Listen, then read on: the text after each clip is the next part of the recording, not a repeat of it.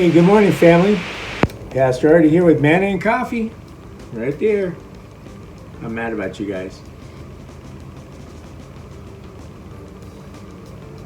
Oh, my goodness. During this pandemic, a lot of us are going stir crazy. We can't, do what we want to do. I would love to go and start a Bible study here at the complex where I live and kind of give the people who lived here a chance to, since they can't get away, to give them a place where they can go and worship.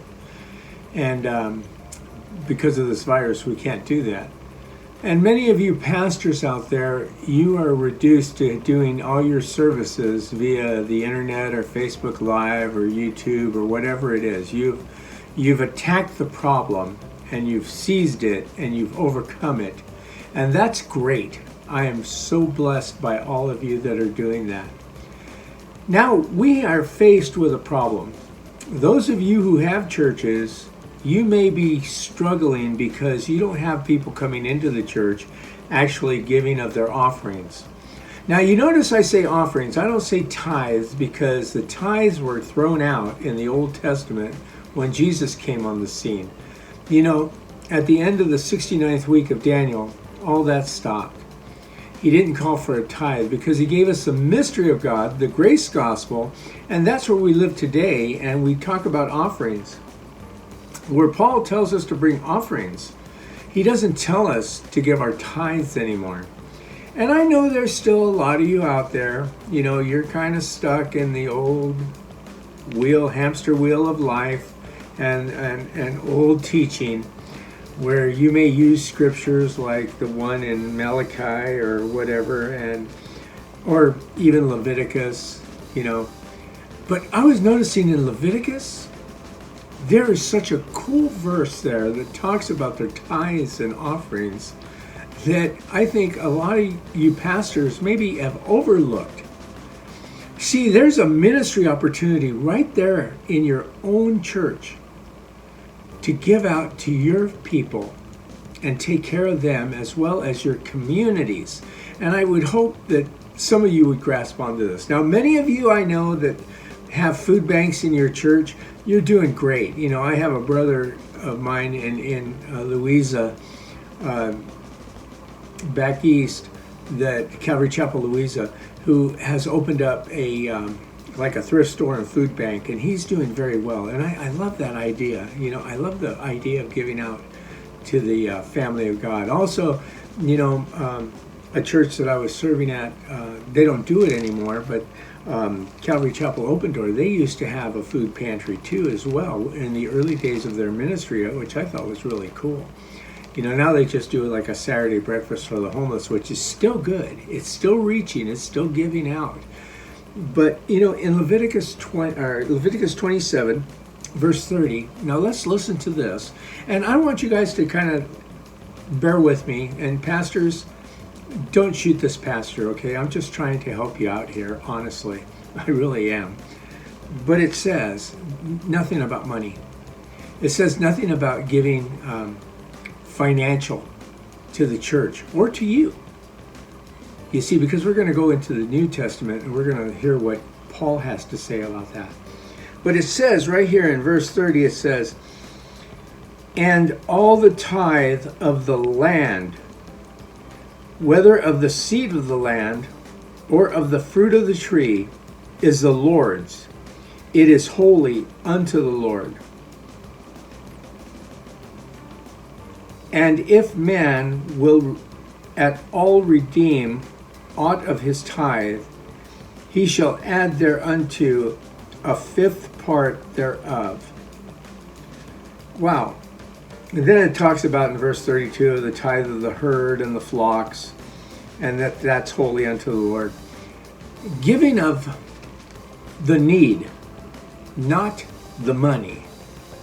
Now, a lot of you live out in rural areas. Maybe you have a church in a rural area. If somebody wants to tithe or donate a pig to your church, dude, time for a barbecue. Feed the flock. If they want to bring in fruit and vegetables, canned goods, whatever, Create a food bank. Start giving out to your community.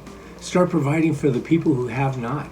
That's the best way to minister God's love back unto the people, is to take what they bring you, not in finances, not in cash, not in dollar signs.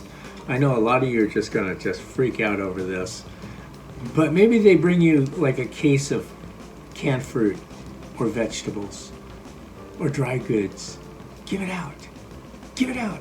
You may not want to store that stuff in your church. And I know there's some pastors that, I don't want that stuff in my church. You know, make you feel like a secondhand grocery store.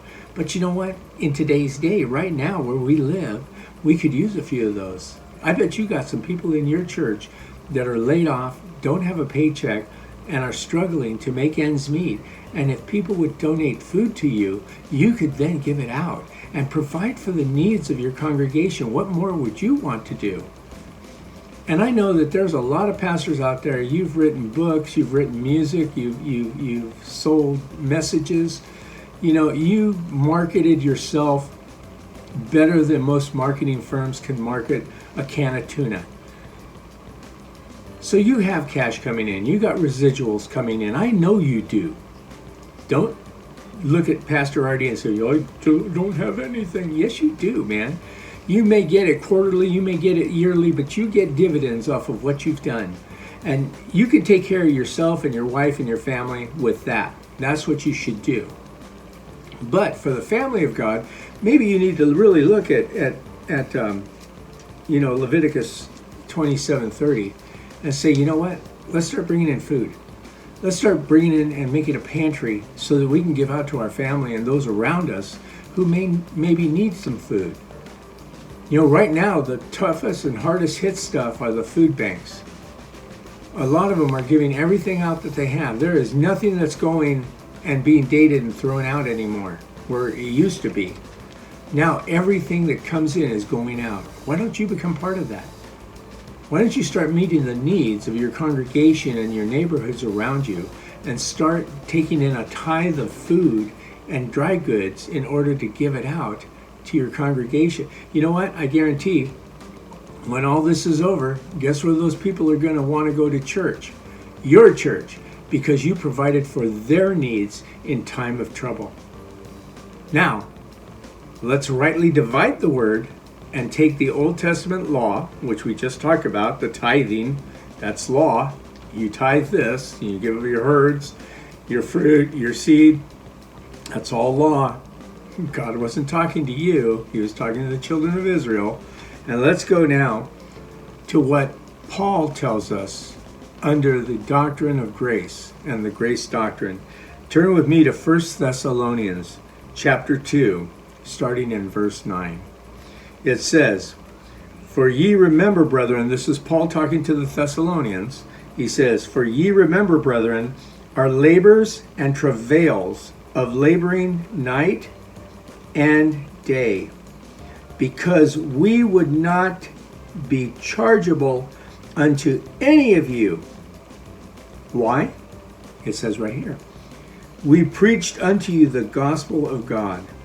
Ye are witnesses, and God also, how holy and justly and unblemished we behaved ourselves among you that believed. As ye know, how we exhorted and comforted and charged every one of you as the Father does his children, that ye would walk worthy of God, who hath called you unto his kingdom and glory. Paul is telling the Thessalonians, we came to give you this word. Pastor Artie comes to give you this word, free of charge.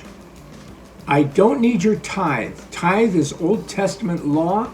I don't live under law, I live under grace. I am a gracist. I live under the grace doctrine and the dispensation of grace. I'm not like most grace churches that go back to the law when they need some cash to pay bills.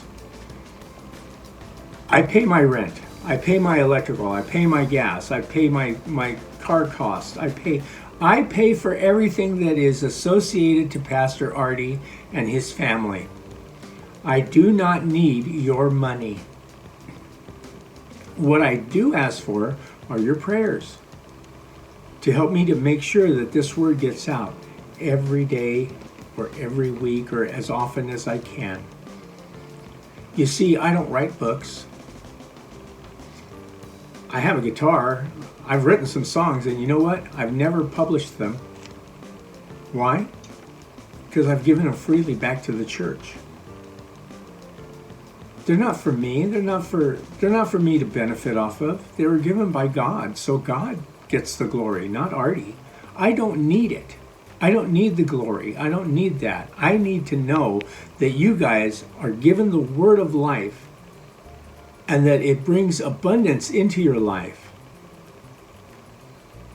Today, family, know that I labor day and night. I actually got us another job because I got bored sitting around the house.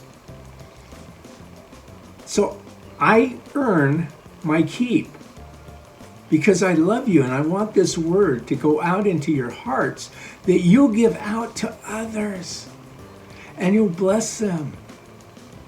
Maybe you guys are on food stamps. Buy an extra bag of groceries and give it to somebody who doesn't. You know, there's that old song a long time ago, what if God was one of us, just a bum on the street like one of us? You know, what a question that young lady was asking. What if God was one of us? What would you do? Would you bless him? Would you give to him? I don't know about you, but I sure do. I would. I'd love to, because it blesses a life. Today, if you're worried about your finances at your church, pastors, worry about giving out the word. The finances will come. Because you need to stop preaching about tithing and start preaching about giving. Giving of a love offering. Let the offerings come in love, not as a requirement of law. Because if you're teaching grace, you shouldn't be teaching law. This is not to the Gentiles. The law was given to the Jews. His people, not us's. We were given the gospel of grace. We're to give and we're to earn our own keep so that we can continue to give out. Maybe that's why I don't have a church, because I would hate asking people to give money. I hate it. I hate it. But I love it when they give out of their heart a love offering. Because that's special. That's holy unto God. That's what it tells us there in Thessalonians. You've heard what we've had to preach. You're hearing what I have to preach. I'm giving you the gospel of grace, of his kingdom and his glory unto you guys. I want you to learn this gospel, the gospel of grace, because it'll help you to get through and get by in all situations.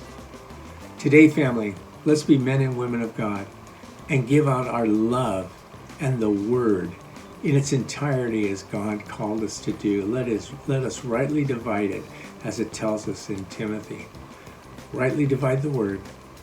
May you be blessed today. Linda and I love you. May God give you grace, peace, and prosperity today because he loves you. May he put seed in your hand that it would multiply. In Jesus' name, reaching our cities are here for you guys. And you can email us anytime. I love you. We'll talk to you real soon. Bye-bye, guys.